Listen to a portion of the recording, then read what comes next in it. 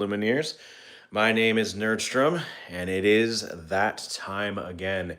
It is time to talk the Set 7 Nerdstrom House Championship. I'm so thankful that you guys are joining us today, and I hope you guys are excited for the Nerdstrom House Championship as much as I am. This is the second time I've ever done a house championship, and I am really excited for all the decks that have been developed for this set. Each one of them has its own unique charm to it that I feel is pretty independent of what that is pretty similar to what the meta does, but kind of sets it apart from all the other meta decks. And I think this is a prime example to start us off with as one that is very different from what the meta usually kind of tells us. And I'll get to an explanation of what it is as I present the cards. But right here in the Maluan pack, standing on the bed of Bell, we've got ourselves Ruby Amethyst, the granddaddy of them all. It was the first ever winner of the first DLC ever set in the history of Disney Arcana, and it's always been a dominant force throughout. It's also in these days it's been kind of known as a deck that can be put up to test against any other deck, but it's not necessarily gonna like completely overwhelm like certain decks or anything like that. It's a kind of like a pretty good deck, and I think it's a pretty solid deck for it to represent the number 6 seed in the Nerdstrom House Championship.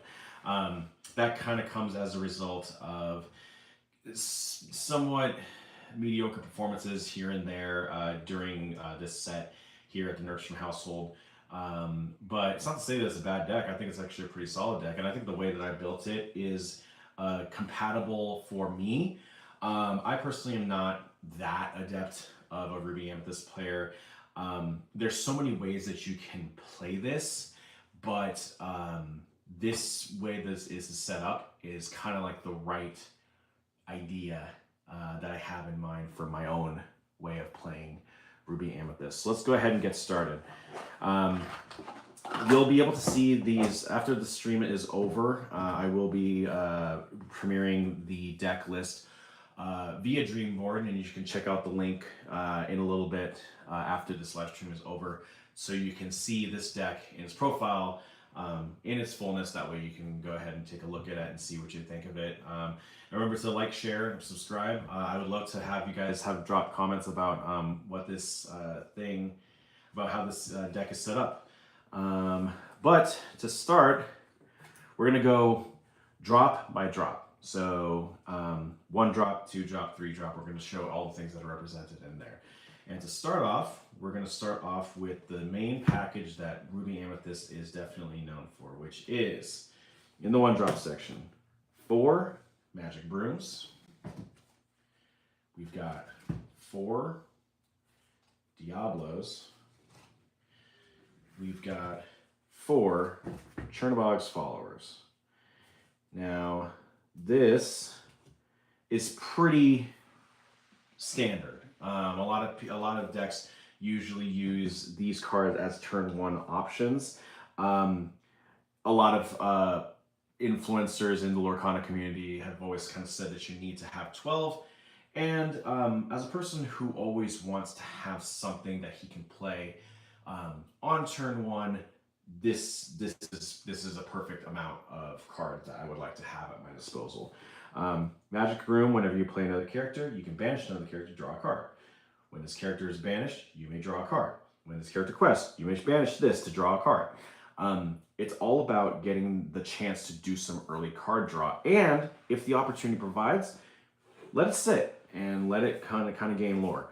I do believe that Diablo is one of the best 1 drops in the game for Amethyst, because a lot of people do not want to have this card pop off and give you a card, because card draw is important, and you want to be able to prevent that from happening. But while that's going on, this guy is still chilling there, slowly gaining lore as you go, because people are just kind of afraid of giving that option. So, and then of course Chernobog's Followers, when the character quests, you can banish them to draw a card. I think all these 3 options are great 1 drops to start off with. And So that's it for the 1-drops. Now for the 2-drops, I've got the new set 7, Queen of Hearts.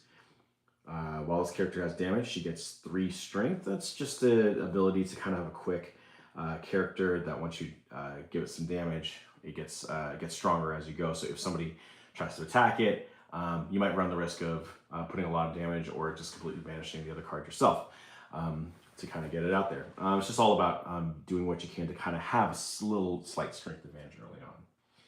And then I've got good old Cusco, the Wanted Llama. When this character is banished, you may draw a card. I've got 4 of these ones on here. So far, this is pretty standard in terms of like what most Lorcana players playing Ruby Amethyst usually kind of do. Maybe Cusco's been kind of in and out of the beta here and there. But again, when this character is banished, you can draw a card. It's about getting that early card advantage as early as you possibly can. And if you have to sacrifice it yourself, you can be in control of that. You can give it 1 damage to a character, and then meanwhile, you can go ahead and get it banished, and then you can just go ahead and draw a card. Either way, you're in control of when, you can be in control of when you get your card. And if you're not in control, you'll still be able to get a card, which is nice. Okay, so now we've got Sisu, Emboldened Warrior. 4 of these. This character gets +1 strength for each card in your opponent's hands. Against a mirror, it's great, or any deck that uses some level of card draw, it's always good because the more cards that they have in the opponent's hand, the stronger your character is, and the more they have to kind of play around the fact that Sisu could be really, really strong depending on how many cards you have. And it's all about kind of keeping them honest at the same time too. But this is a card that's been a staple of many Ruby Amethyst decks over the years, and it still rings true today. All right, next we've got the Crab. Merlin Crab. When you play this character and when you lose play, chosen character gets Challenger 3 this turn. In other words, they get +3 strength while challenging. So let's take all of these 1 strength characters, these 0 strength characters, these 2 strength characters. These are on the field. You can use this one as a means to all of a sudden make these guys really strong, and then or get these guys stronger, at least for the early game. And then you could pop one of those guys off. And in the case of Diablo, yeah, sure, you can be able to take out an opponent, but then you'll also be able to draw a card if it gets banished. So it's a really good way to kind of maintain some level of control early in the game. And then for the actions, I've got 4 brawls. Pretty self-explanatory. You banish a chosen character with 2 strength or less. Again, since set 4, it's been quite a staple in every Ruby deck that's out there. Way to get a really good jump on early game, especially aggro players that are still trying to kind of establish their board. You can still kind of keep them honest a little bit more. And then I've got 4 Friends on the Other Side. It's an action song, 3-drop. You can draw 2 cards, and you can sing this song if you want to at the same time too. What could be better than having cards in your hand? That is the name of the game with this particular deck. 3 libraries. Whenever a character is banished here, you can draw a card. It also quests for 1. It's got 8 willpower. It's tough to kind of get rid of this thing, and if you play your cards right, you'll be able to net a bunch of cards really quickly. Like for example, if you have a Diablo in here, send it to the library, go ahead and pop it, banish it. Now you get 2 cards all of a sudden. It's all about gaining that card draw early on. And so that's enough for the 3-drops. Now I know what you're probably thinking. Where are the foxes? Where's the snakes? Where are the mana Mims, right? And here is where the deck gets interesting. Deck builders can build decks however they want to. And I do think that the Madam Mim package is a frustratingly annoying system to play against because you always have to be aware of Madam Mims at all times because you never know when it could possibly be replace a card and all of a sudden you have to have a fox to deal with, and that fox is strong enough to take out a whole bunch of characters. This deck is designed in such a way that it's very, very no nonsense. It hugs its curve, and it's going to do everything it possibly can to maintain that curve at all times. As a matter of fact, you're going to notice down on this one, you're not going to see any uninkables until like maybe turn 5, after turn 5. But up until this point, you kind of see all of these cards right here, all of them are inkable. And it's just so we can make sure that the curve does not get obstructed by any way. I don't have to worry about uninkables like getting in the way of things. Now, obviously, that can happen, and I totally understand that happening. But it's all about maintaining this curve, and I'll show you what I'm talking about too. So as we go, but I just wanted to first point out no Mims in this deck. It's just no nonsense. Put something down. Next turn, put something else down. Next turn, put something else down. All you got to do on the other side is just try and stop me. So yeah, that's basically how it is. All right, so now 4 drops. We've got Rolling Goat. When you play this character and when he leaves to play, gain 1 lore. Classic, simple way to kind of try to get the win as quickly as possible. When B Prep gets put down on the field, you still gain a lore. It's pretty cool. Now, let's talk Genie. I've got 4 of them. It's evasive. When you play this character, you draw a card, quest for 2. There is a couple of reasons why I decided to pick Genie over a card like Rabbit. One, I'm not running the bounce package, so there's no real reason to kind of like use this too much in this sort of things. The other thing, it's evasive. I have seen how hard it can be to get rid of this card. Yeah, sure, loses to Brawl. But there's not a whole lot of cards out there that specifically deal with too many with evasives as much. I mean, even if like say a Maui, for example, has to take out this Genie, it still has to take out Genie, and it's still and yeah, you get the action card, but it still means that like the Maui can't like do anything else besides that, you know. And when you do drop it down to 3, you know, especially in the case of like a steel deck, for example, you know, it kind of gets it that much closer so you can whittle it. Why am I saying that? But the reason why I picked Genie is because it quests for 2, it's evasive, and in a lot of confrontations that I played against, Genie always seems to be the more stubborn one to get rid of rather than Rabbit. Because as soon as Rabbit leaves play, sure, it might get bounced and put back. You don't have to worry about it with this one. But even but once it gets banished, then you don't have to worry about it again, and it's only 1 card that you have to deal with. The card draw is also already so strong in this deck that I can get away with not having Rabbits dealing me 2 cards at the same in a row. So that's one of the main reasons why. That's another main reason why I deal with Genie. Also, it's got a big booty. You know, it's hard to. It's like you're gonna have to do a lot of strength to get rid of this thing on there too. And there's not a whole lot of cards in that are also evasive that can also do that. Say for Maui, that are currently in the meta that you have to deal with. So yeah, that's one of the main reasons why I picked this over that. All right, now that's enough for the 4 drops. Let's go ahead and move on to the 5 drops. We've got Bell, Accomplished Mystic. When you play this character, you can move up to 3 damage counters from a chosen character to a chosen opposing character. This is also the reason why I have Genie on here. It's got a big booty. You can take a whole bunch of punishment, and when Bell drops inside of there, whatever damage counters that you have on there, just simply put them on your opposing character, and all of a sudden they're gone. That's one of the main reasons why I also use Bell and Genie in the same thing. It's a thing that I'm not completely dependent on. I don't really always depend on Bell at the same time too, but it's always good to have. In the case of like Sisu, like if Sisu takes a lot of punishment, I can take the damage counters off and put it on Bell. I could also, if for some reason I want to keep the Queen of Hearts on the field, I can do that and then minimize the get rid of the damage counters at the same time too.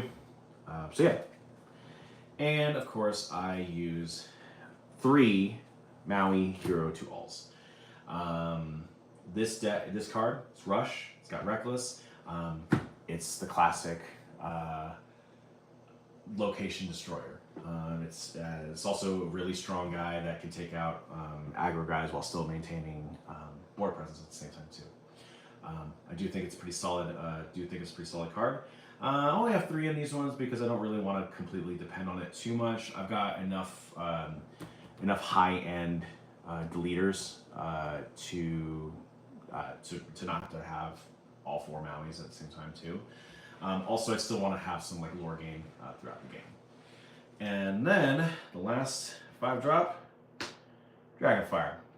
It's in here for a couple of reasons. One, sometimes you only need to banish 1 character. Here you go. You bring out a Maui half shark, I'm gonna hit it with the Dragonfire. Also, it's enchanted, and it's the swirly enchanted, which is really fun from the DLC. I just want to show it off. I mean, simple as that, you know. All right. Now let's move on to the 6 drops. We've got 2 Madame Medusas. When you play this character, you banish a chosen character with 3 or less. A lot of people try to choose between Lady Tremaines and Madame Medusas as their 6-drop position because they have to usually choose them because they are both uninkable. And if you notice, that Dragonfire, literally the first uninkable that's in the set, right here. All the uninkables are all on the high end, 5-drop and up. But until then, those first 4 turns, you're just spending all your time just gathering cards and building your ink as quickly as Ruby Amethyst can possibly do it. You're not a ramp deck. You're not going to keep up in terms of pace with decks like Ruby Sapphire or Sapphire Steel ramp or any sort of like ramp deck. But you can always maintain your pace and always be confident that you'll be able to keep your pace up at all times just because of the amount of lore that's on there. But yeah, most people tend to choose between Madame Medusa or Lady Tremaine, and I pick both. Again, because I have Enchanted, I want to show it off. It's pretty good. And also the other thing too is if I do have the ability to banish enough characters so that one character that they're trying to keep on the board gets whittled down and you have to drop a Lady Tremaine, they have no choice but to get rid of it.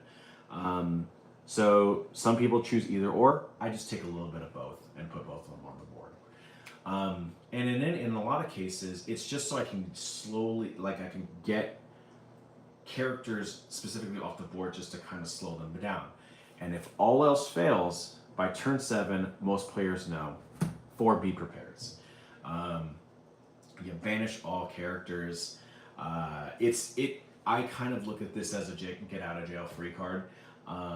It's like if I do try to do whatever I can to kind of minimize the amount of opportunities I need to use be prepared. But when it does come out, it's always good because I can start all over and we could try again and see if I can get a better edge on there. And then lastly, I also do have 8-drop Sisu Empowered Sibling as my 8-drop. It is a shift 6, so if I have Sisu Emboldened Warrior on the board and I shift it on turn 6, I can do that. When you play this character, I banish all chosen characters with 2 or less. It also quests for 3. Good, nice little lore getter, especially if you can pop it off on turn 6, because then you can banish the characters, start questing.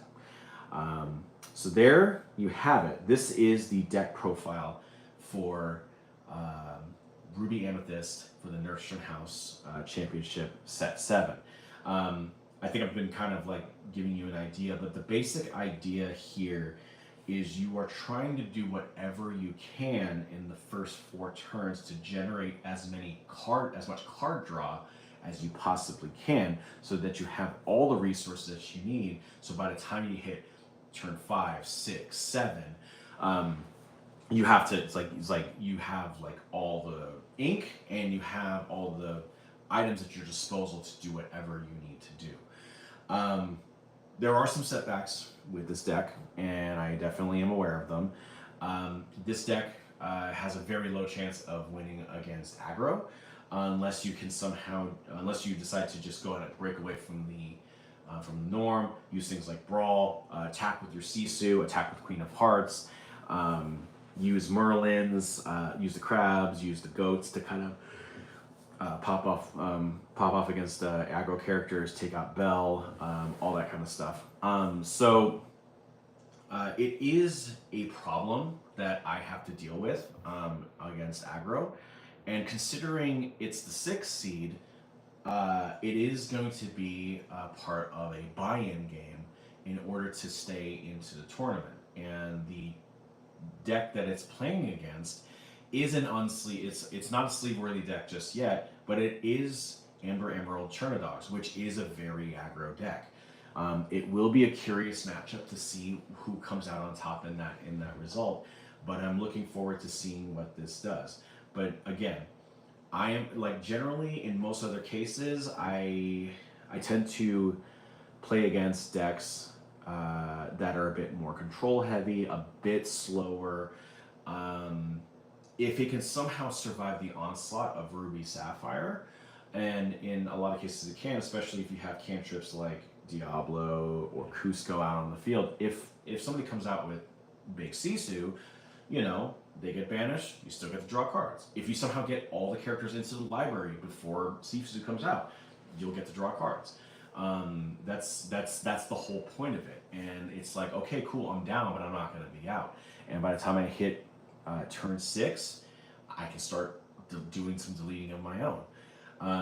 Against Emerald Steel, I do like this deck because it keeps the card draw so hot that no matter how much times Emerald Steel tries to discard, you can still kind of keep your card draw as active as you can. It is also a little bit stronger in terms of like the strength of the characters at the same time too. So that's an edge that it does have against Emerald Steel. But I also understand like how slow it is, and that's the other thing too. Like with Emerald Steel, it's just as slow as this deck is too in terms of like developing. It's about like long builds to like swarm the deck and all that kind of stuff. But you also do have the ability to board wipe at the same time too. So those warded Muses, those warded Prince Johns, you know, take your time. You know, just kind of go through the motions, do what you do what this deck does best, and in the end, you'll be able to get a board wipe and start getting the edge on it yourself. One of the best things that can happen is when you can pop a Be Prepared and then get a 1-drop out at the same, like in the same turn, like you was like on turn 8, for example. It's always nice to be able to do that sort of thing. So I do think that this deck, I think it works really well with my playstyle. With Ruby Amethyst, I'm always thinking on curve. I'm always thinking no nonsense. I just want to like go out and start playing all that stuff. And I don't necessarily say this is the best deck that I have in my arsenal. I mean, it is the number 6 deck in the Nerdstrom House Championship, but I do like it, and I do really enjoy playing this deck. And I think when it comes to a game like Lorcana, having fun with the game is just as important as winning. And I do think this is a pretty solid deck. I'd love to see what this does against Chernadogs. You never know. It could be an absolute slaughter for Chernadogs, but it could also be just as big of a slaughter for Ruby Amethyst.